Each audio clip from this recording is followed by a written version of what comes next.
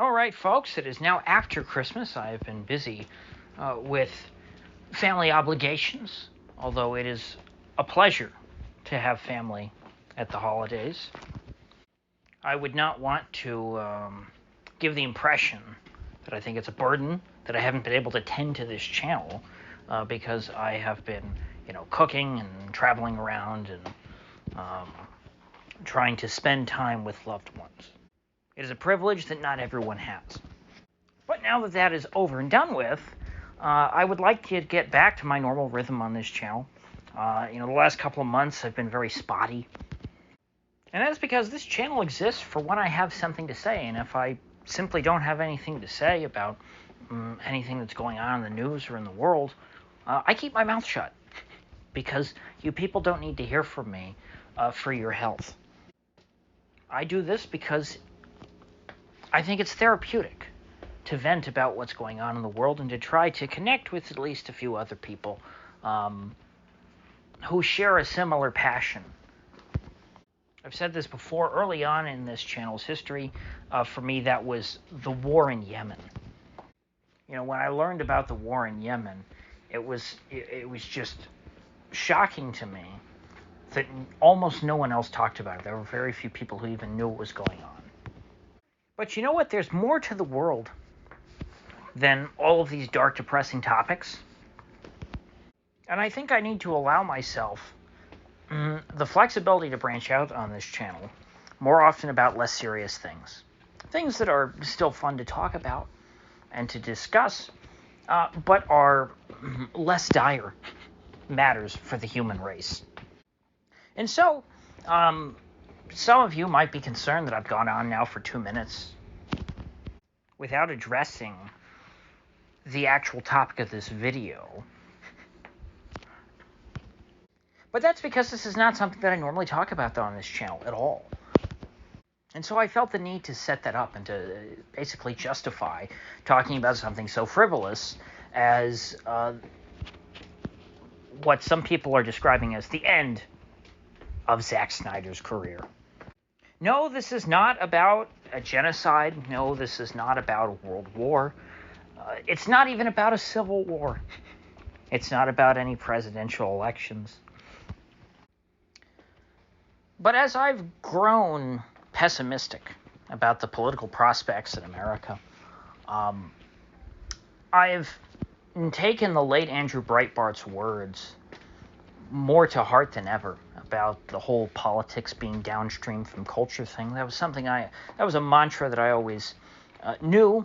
I always, implicitly thought, oh, well, yeah, that makes sense. But it was still nothing that ever really interested me. That end of things. I thought, well, yes, it's important for people to create a positive popular culture, and that will drive our politics. And that if we have a corrupt and depraved popular culture in this country, that will lead to a very negative political outcomes. But it was only really this year that I kind of drilled down into the nature of the popular culture,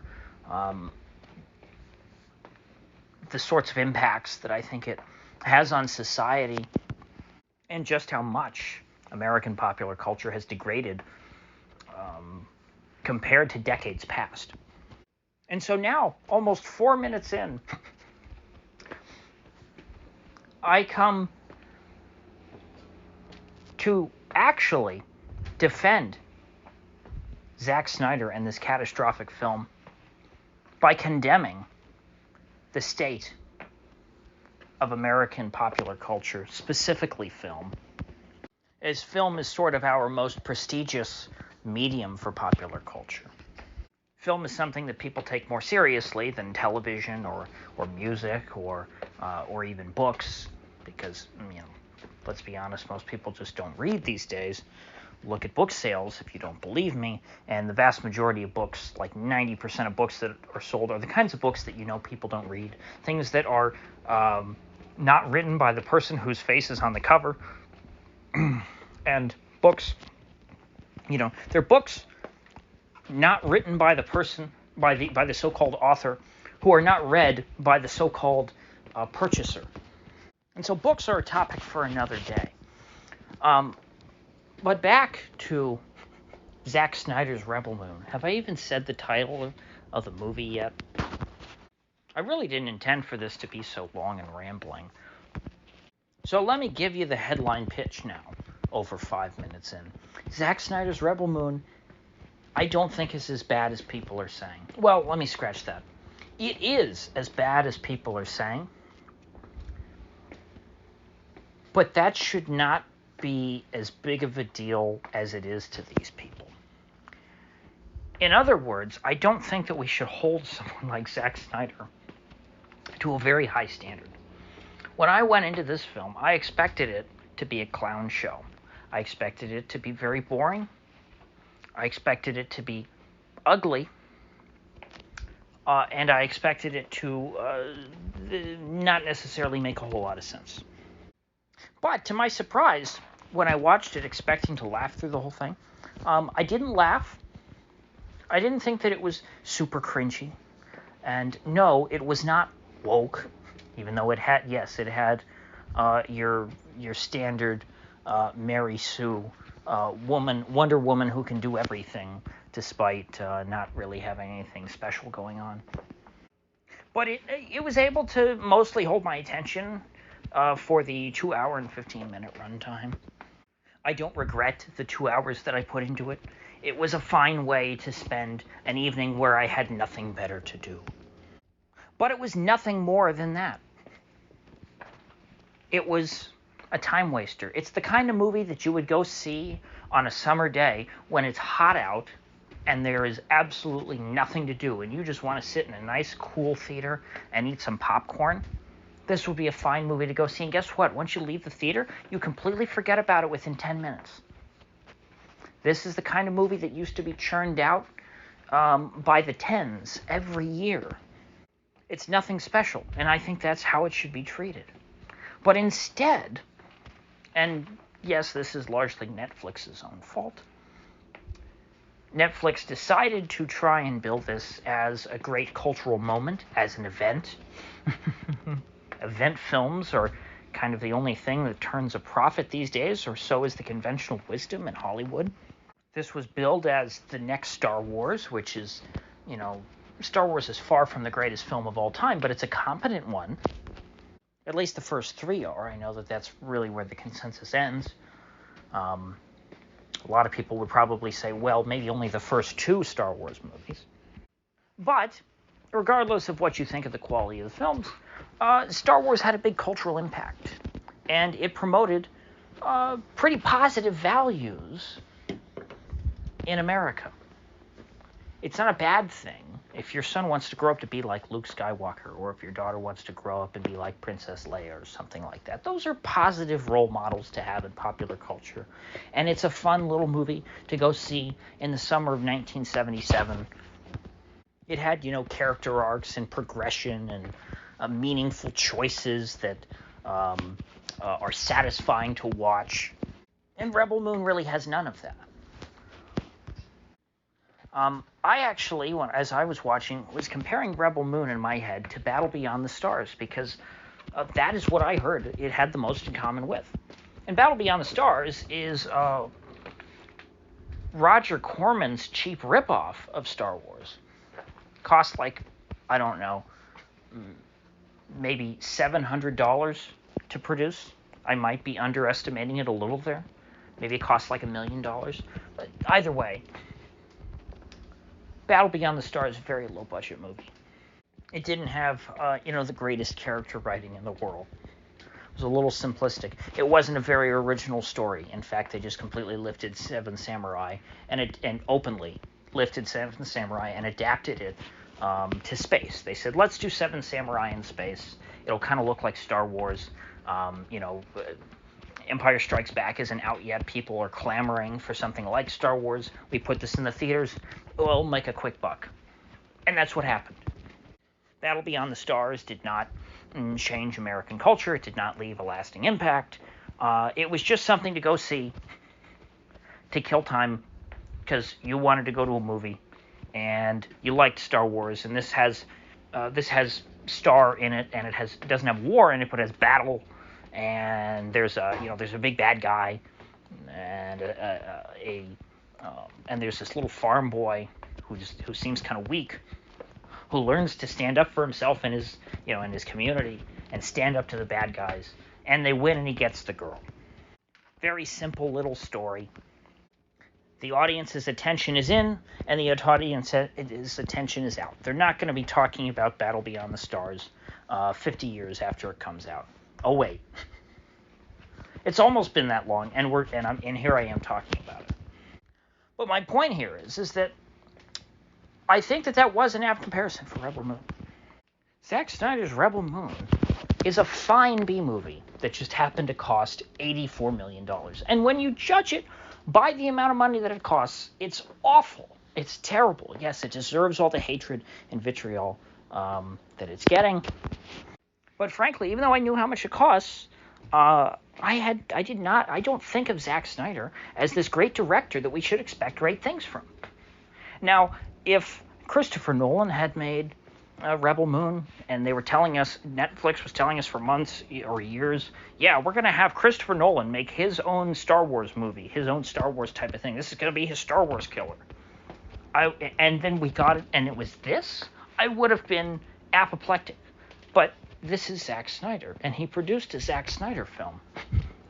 Why are you shocked? It's like, if they told you that Michael Bay was going to make his own Star Wars type of thing, and he made a Michael Bay movie, and people said, well, this isn't very good. It's just got lots of loud explosions, and, it's not very interesting story-wise, and, it's just got these big action scenes. That's all it has going for it. It's like, yeah, that's what he does. Zack Snyder does not know how to tell stories about human beings. He doesn't do that. His movies are humorless and soul-sucking. The cinematography is an assault on the eyes. Everything in a lot of these shots is so out of focus that you kind of just have to look away from the screen sometimes because it gets to be too much. You have to pause, take breaks, because it will give you a headache. It's like playing the Virtual Boy. Watching Zack Snyder's Rebel Moon is like watching a 3D movie without 3D glasses on. And so I think the real problem is with an industry and a culture that expects, great works of art out of someone like Zack Snyder. Why is Zack Snyder being the only person around who they could hire to produce an $84 million space opera? Why is there no one more talented who would have been ready and willing to take up the task? Or if this is just a hiring problem, why is it that Netflix and everyone else who has given Zack Snyder hundreds of millions of dollars cumulatively, I guess, probably over the course of his whole career, he's probably had a $1 billion budget, you would think, between all of his films. Who has given Zack Snyder hundreds and hundreds of millions of dollars to produce this stuff if they expect great things? I don't care how many millions you throw at this man or how many chances you give him, you're never going to get Gone with the Wind.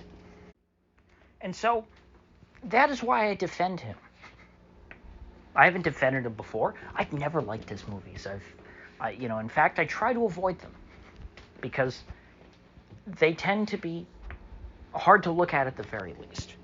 I've always found them hideous, going all the way back to 300. The only one that interested me was Watchmen, which I should probably give that a try, because from what I hear, it's kind of more in line with the source material, and it's not so much, the characters aren't really Snydery.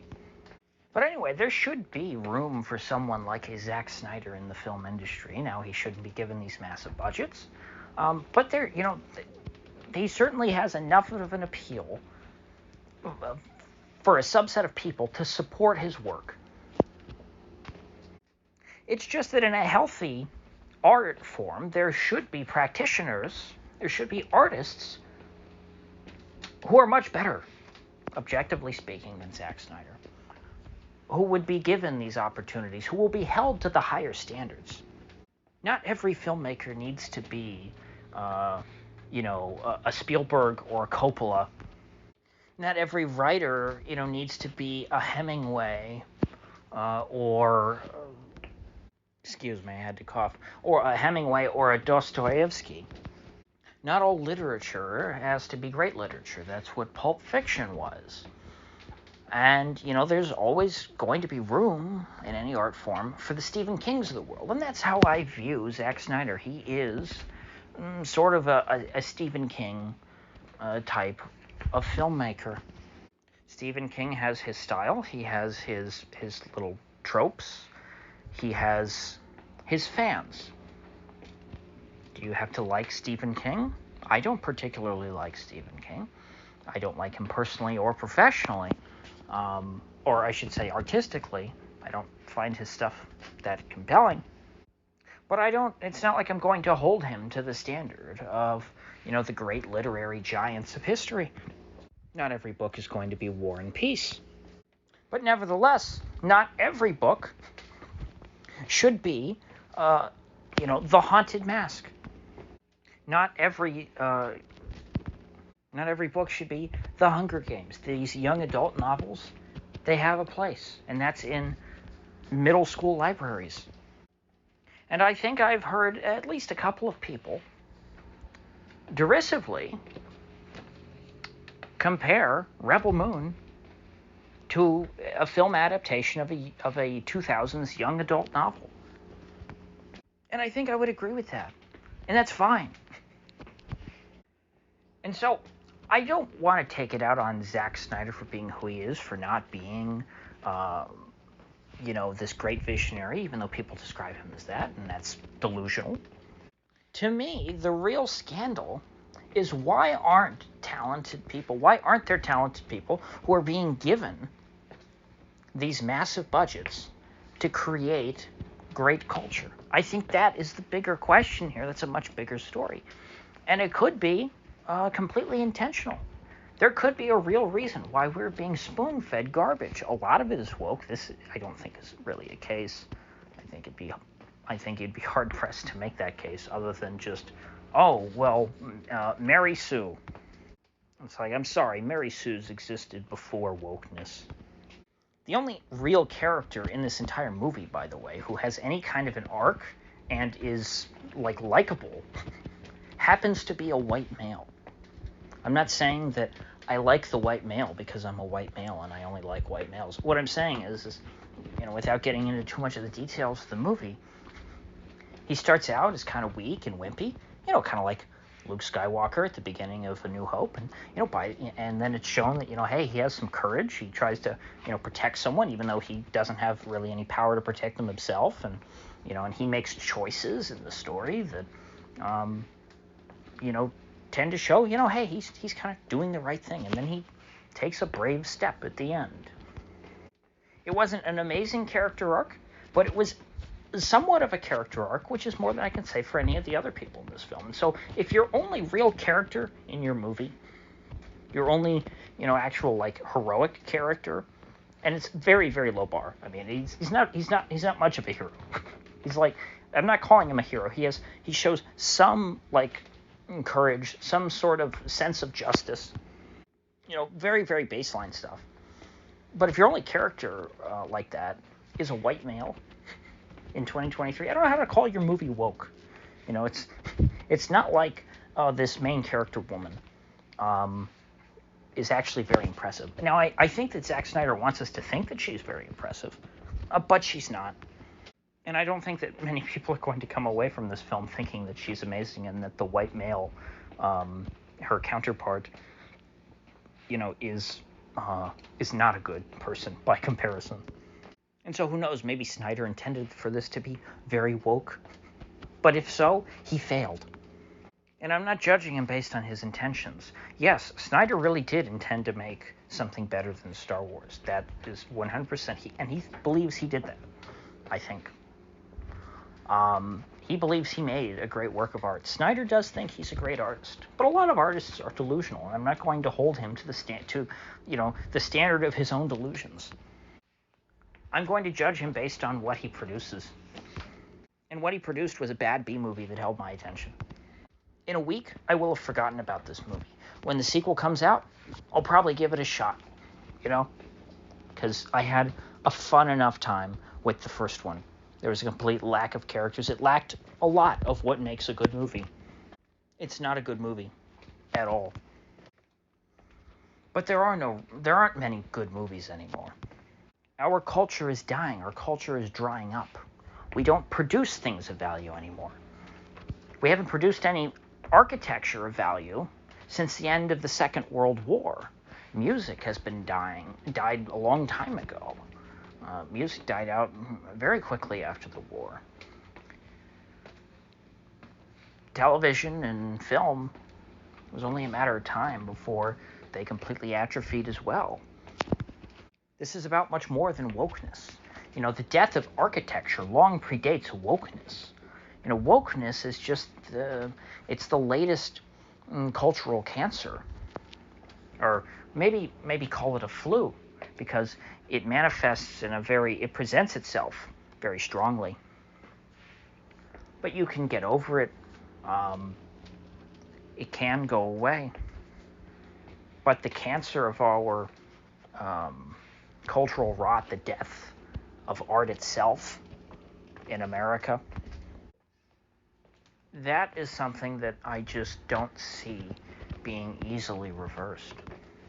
And art is an important part of any advanced culture. It is something that intelligent advanced cultures excel in. So with that said, I will see you folks back here next time.